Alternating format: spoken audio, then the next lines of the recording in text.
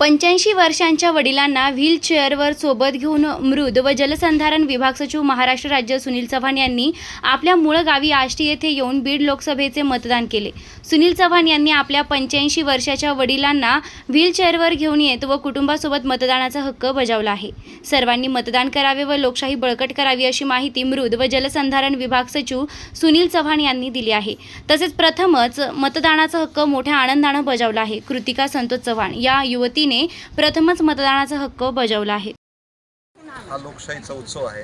आज लोकसभेचे इलेक्शन होते, त्यासाठी माझे 84 वर्षाचे वडील जे सेवानिवृत्त तहसीलदार आहेत त्यांना घेऊन मी आज मतदानासाठी आलो होतो।